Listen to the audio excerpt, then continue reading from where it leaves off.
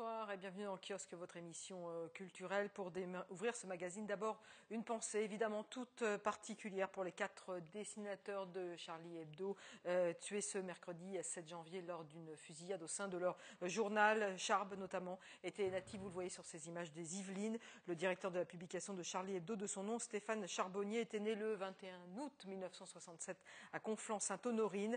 Il y a 2 ans, il avait déclaré dans une interview accordée à nos confrères du Monde: je préfère mourir debout que vivre à genoux. Et puis, autre dessinateur tué lors de cette attaque Cabu. Il était venu en novembre dernier à l'occasion du festival Blues sur scène présenter une exposition autour du jazz. Je vous propose de l'écouter. Toutes nos pensées vont bien sûr à leur famille, à leurs proches, parce qu'ils sont morts au nom de la liberté de la presse. Ça, c'est des dessins pour, et je dis toujours que faire des dessins pour, c'est plus difficile que de faire des dessins contre. Je fais des dessins souvent contre les politiques, quand ils déconnent, à mon avis. Mais là, je cherche simplement à ce que les gens aient envie d'écouter de la musique sur ces dessins, quoi. Voilà. Pas facile comme transition, on va maintenant parler de musique. Jacques Dore, bonsoir. Bonsoir. Il paraît que la musique adoucit les mœurs, c'est vrai ? Il faut espérer. Il faut espérer, surtout en ce moment. Alors, on va parler de Chopin avec vous. De Chopin, on connaît notamment les valses ou les nocturnes. Et dorénavant, avec vous, on va aussi connaître ces pièces isolées que vous avez réunies au sein d'une intégrale dans un CD. Alors, c'est quoi des pièces isolées, d'abord ? Alors en fait, les pièces isolées, on peut dire aussi les pièces diverses, les pièces. Ce sont les éditeurs de partitions qui ont regroupé toutes les pièces qui n'étaient pas dans les recueils de valses, de nocturnes, d'études. Ils ont regroupé toutes les pièces qui sortaient de ces cycles-là. Et simplement, j'avais remarqué qu'au disque, il y avait toujours les intégrales des nocturnes, des valses, etc. Mais il n'y avait jamais une intégrale de ces pièces-là. Or, c'est un domaine très fréquenté, Chopin. Et donc, ça m'a paru une bonne idée de faire un premier disque Chopin avec ces pièces-là. Mais voilà. Alors, il y a combien de pièces en tout ? Et comment vous avez réussi à les répertorier ? C'est facile à répertorier ? Parce qu'on se dit qu'elles sont... Alors, il y en a... Les 6 premières du disque sont des pièces qui ont été publiées par Chopin lui-même. Donc ça, elles sont assez connues. Même si, par exemple, Allegro de concert, qui est dans le disque, est une pièce assez rarement jouée. Je ne sais pas pourquoi. Mais par contre, il y a eu 17 petites pièces posthumes qui ont été publiées après la mort de Chopin, qui sont sorties peu à peu, certaines même après l'an 2000. Donc j'allais dire, en cherchant dans plusieurs éditions, il y a moyen de les trouver en partition et puis voilà, de les enregistrer. Alors il y a des pièces de piano qui sont assez longues, qui font plus de 10 minutes. Il y a des pièces qui font 50 secondes. C'est quand même particulier, non ? Oui, alors celles que Chopin a publiées étaient vraiment des pièces assez longues, ce sont les premières du disque. Après, toutes les petites choses qu'il a écrites, qu'il a dédicacées parfois à une personne, c'était une façon de faire un geste d'amitié aussi, d'écrire une petite page de musique dans un carnet pour une comtesse ou ce genre de choses, des petites pièces de circonstance. Une cinquantaine de secondes pour... Voilà, c'était quelques petites, un peu de poudre d'or semée ça et là. Et donc, j'ai essayé de trouver un ordre qui rende l'ensemble cohérent, l'enchaînement des pièces cohérent, parce qu'elles sont toutes de nature très différente. Donc c'est ça aussi qui est très intéressant, c'est à partir de pièces qui ne forment pas un cycle, d'essayer d'en faire un. Voilà. Qu'est-ce que ça évoque, Chopin, pour un pianiste ? C'est par essence le compositeur dédié aux pianistes ? Je pense que c'est un compositeur qui aime beaucoup les pianistes parce que, outre ses immenses qualités musicales, il était lui-même pianiste et il a vraiment exploité l'instrument d'une façon tout à fait nouvelle à son époque. Et on sent dans la façon dont il écrit, on sent celui qui joue sent bien que c'est écrit pour une main. C'est pas pensé seulement sur le papier. Il y a vraiment un plaisir physique à jouer Chopin. Quand vous dites un plaisir physique, c'est aussi physique parce que c'est compliqué quand même de jouer du Chopin. Avec Mozart, je pense que ce sont les 2 compositeurs les plus délicats à interpréter, mais une fois surmontées les difficultés qui attendent le pianiste, je pense que c'est aussi parmi les plus gratifiants aussi. Gratifiant parce que... Pour ce qu'il renvoie. Non, c'est... Alors, on va parler de votre parcours, mais avant d'en parler, je vous proposais de regarder un extrait. C'était à Ville d'Avray en 2010, ça remonte à quelques années, mais vous interprétiez une polonaise de Chopin. On vous écoute.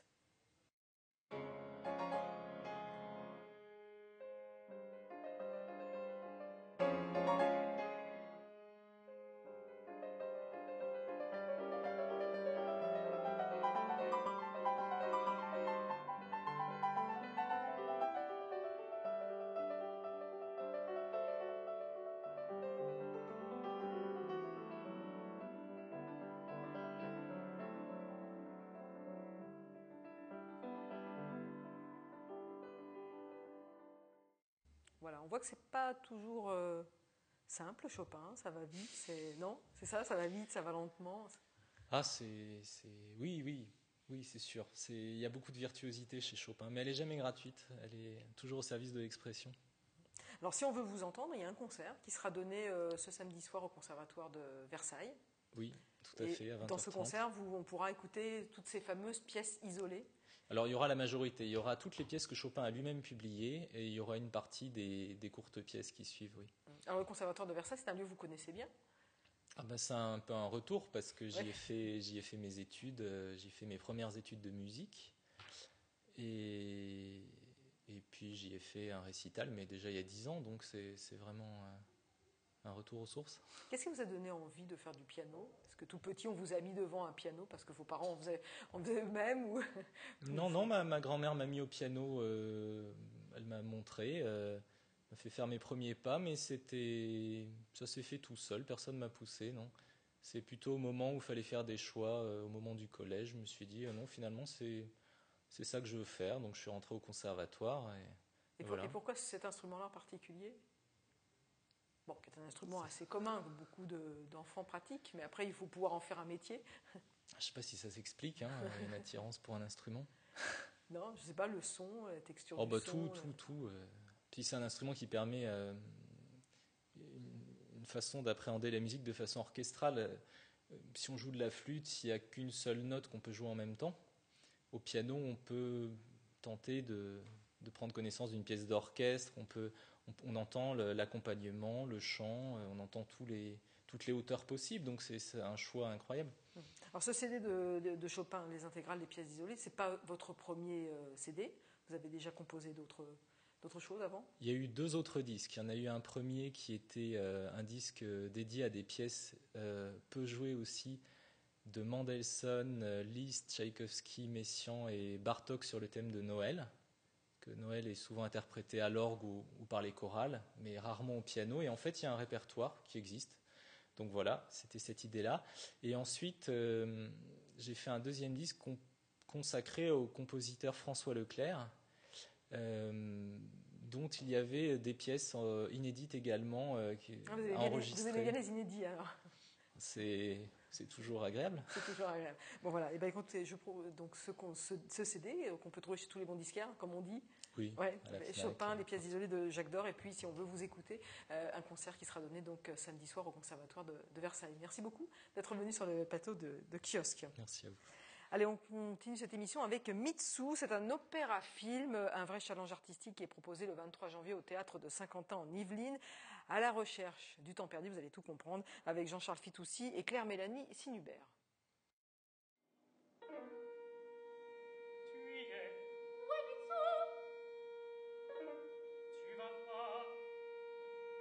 Un orchestre, un film, des acteurs doublés par des chanteurs, c'est le principe d'un opéra-film. Un concept novateur proposé le 23 janvier sur la scène du théâtre de Saint-Quentin en Yvelines.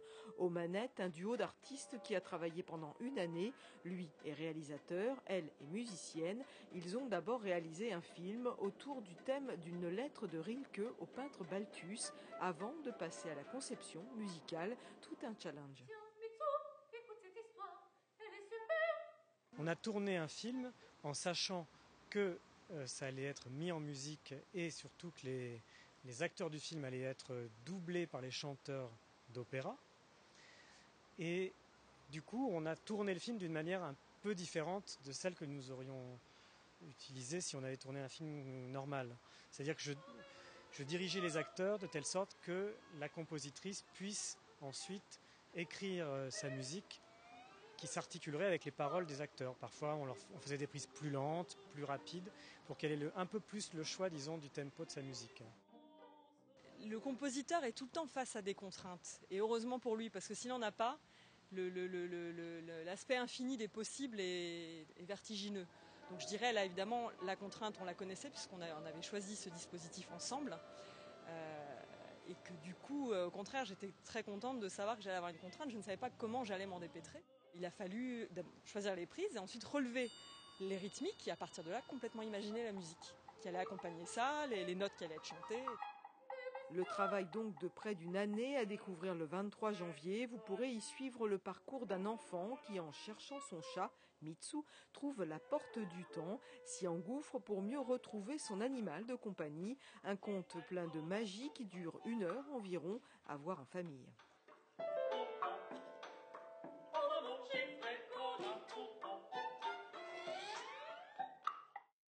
Allez, nous restons dans le domaine de la musique et cette semaine, Nicolas Gervais, dans sa chronique, nous propose de rencontrer Isabelle Olivier. C'est une harpiste. Elle sera en concert à la ferme de Bel-et-Bas, à Guyancourt.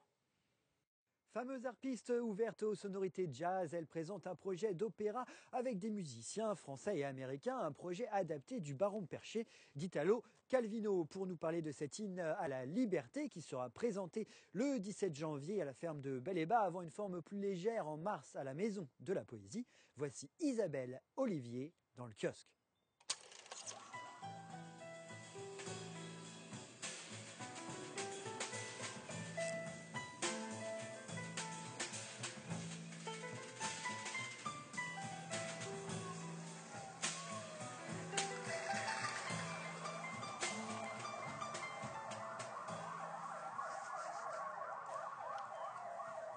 C'est un livre d'Italo Calvino qui s'appelle Le Baron Perché. Je l'ai lu quand j'avais 11-12 ans et c'est vrai que c'est un livre qui m'a accompagnée à différentes étapes de ma vie et qu'à chaque étape de ma vie, finalement, je voyais le même livre mais décliné avec on va dire, des reliefs différents et qui m'a toujours amenée à des réflexions profondes. Quelque chose de très philosophique qui est le droit à la différence, qui est qu'est-ce que c'est que d'être libre. Qu'est-ce que c'est que, on va dire, vivre en harmonie avec la nature? Qu'est-ce que c'est que être en harmonie avec les hommes? Et ce jeune garçon de 11-12 ans qui dit non à un plat d'escargot va avoir cette envie de vivre dans un arbre et de plus jamais revenir sur Terre. À travers cette fable, finalement, se déroule une partie de l'humanité qui est totalement contemporaine.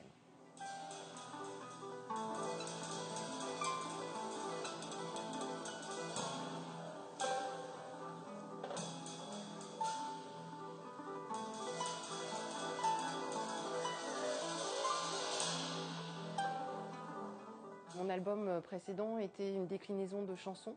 Quand je suis arrivée à la fin de ces chansons, j'avais envie de partir sur une histoire construite. Et la notion d'opéra jazz m'a vraiment piqué de curiosité et de passion et d'envie.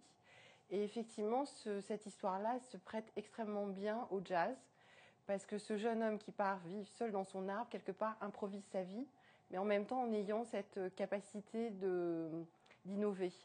Et que quelque part, pour moi, le jazz, c'est un peu ça. C'est cet esprit libre et d'innover à partir d'une tradition musicale qui est à la fois la tradition européenne de Debussy, de Ravel, de tous ces grands maîtres, et aussi de ce qu'a apporté les États-Unis sur le rythme.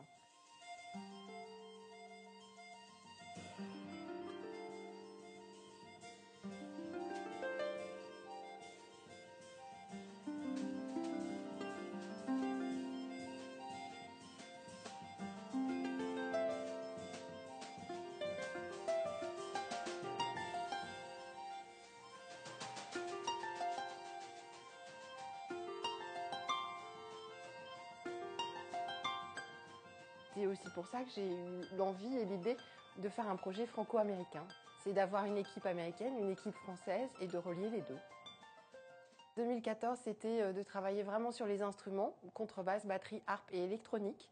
Donc la nature, pour moi, se représentait avec des sons et de décliner au fur et à mesure des 4 saisons des enregistrements en France et aux États-Unis sur cette thématique des saisons et d'empreintes de la nature et aussi des hommes. Donc, par exemple, en hiver, ça peut être un feu de cheminée ici et ça peut être les craquements de la glace à Chicago.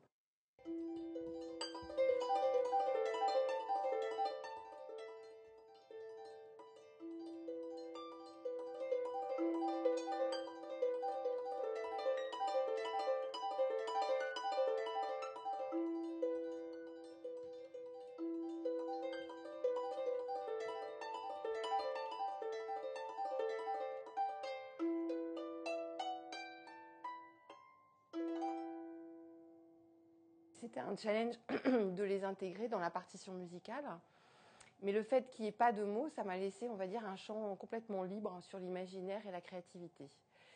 Donc la deuxième année, avec le projet qui va se concrétiser à la ferme de Bel-et-Bas en janvier, c'est 4 chanteurs de Chicago et 7 musiciens français. Donc là, il va y avoir des textes qui sont en anglais, mais ces textes, je les écris avec, on va dire, la nécessité qu'un enfant qui ne connaît pas un mot d'anglais doit comprendre l'histoire.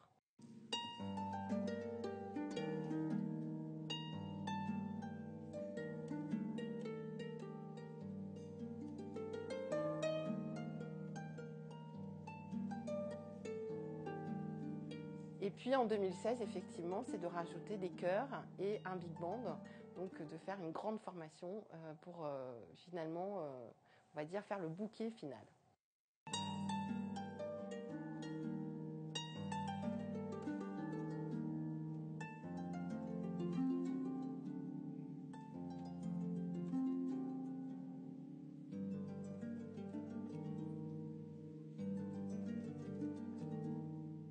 En mars, on va avoir la chance de faire une version théâtre et musique avec Charles Gonzalez qui est en résidence à la Maison de la Poésie. Et donc on sera en duo. Il part du texte du Baron Perché, il fait une sélection de textes. Et puis moi je les mets en musique avec justement cette idée d'opéra. Mon grand poète silencieux, où m'emmènes-tu ce soir? Vers quel beau paysage, vers quel personnage de tous les temps futurs ou du temps si lointain? Vers quel nouveau rivage ou vers quel beau instrument si majestueux qui nous fait voyager et qu'à le regarder jusqu'au bout de la nuit? Quelle aventure! Et elle aussi, elle connaît la musique, même si c'est la télé qui est dans ses cordes. On retrouve Catherine sur le plateau du kiosque.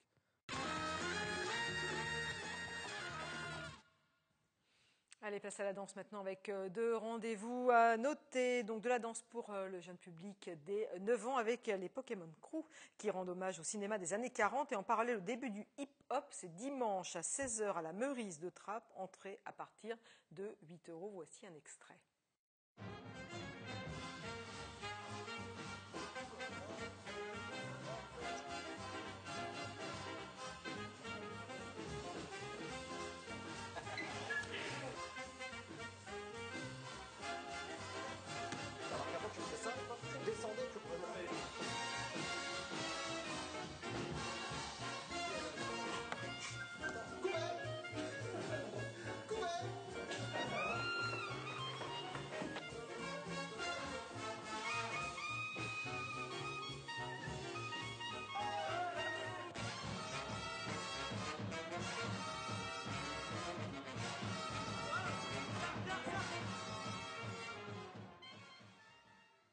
Et puis, autre spectacle de danse, c'est toujours du hip-hop, cette fois au Théâtre de Saint-Quentin en Yvelines avec Pixel, un spectacle présenté du 8 au 10 janvier, mise en scène par Mourad Merzouki, une exploration artistique très riche que je vous propose de découvrir en musique.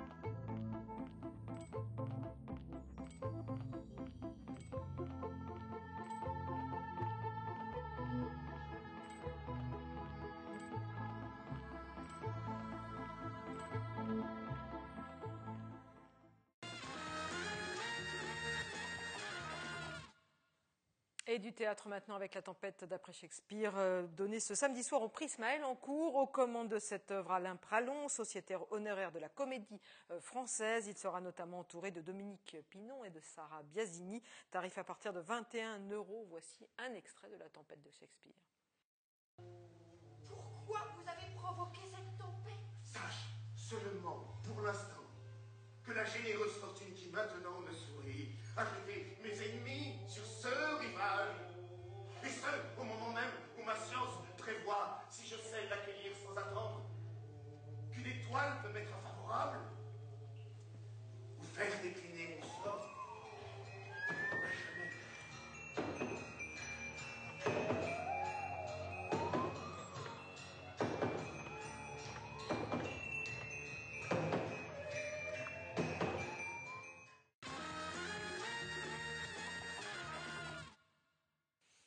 comme tous les mercredis, la chronique cinéphile avec tout d'abord les avis de spectateurs éclairés au micro d'Élodie Moine. J'ai pensé que c'était une réalité, bien, un bon film, parce que je connais cette affaire-là, je l'ai lu les journaux avant. Et donc je trouvais que c'est triste comme affaire. Très bien, très réaliste. Bon, je connaissais pas du tout l'affaire, c'était sympa. C'est un film très prenant et je suis complètement bouleversée par ce film-là. Sachant qu'il risque d'être libéré en 2020, ça fait un peu peur. C'est un très bon film, très bons acteurs. Ça a bien été filmé, mais c'est prenant. Mais... J'ai passé un moment agréable. J'ai apprécié tous les rôles. Enfin, j'ai trouvé un film divertissant, avec beaucoup de décoration. J'ai trouvé ça super. Vincent Rottier, déjà j'adore, donc je suis venue pour lui. Et tous les acteurs sont vraiment splendides, vraiment super. J'ai trouvé ça assez extraordinaire, très touchant.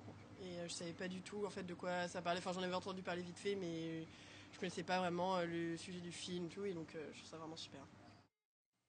Voilà, des spectateurs en tout cas qui ont eu l'air d'apprécier les films qu'ils ont vus. Alors on passe maintenant au coup de cœur du cinéma, du professionnel du 7e art. Ce soir, Gaël Pinault du Grenier à Celle de Trappes.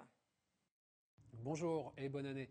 Je voudrais vous parler de notre film coup de cœur de cette semaine.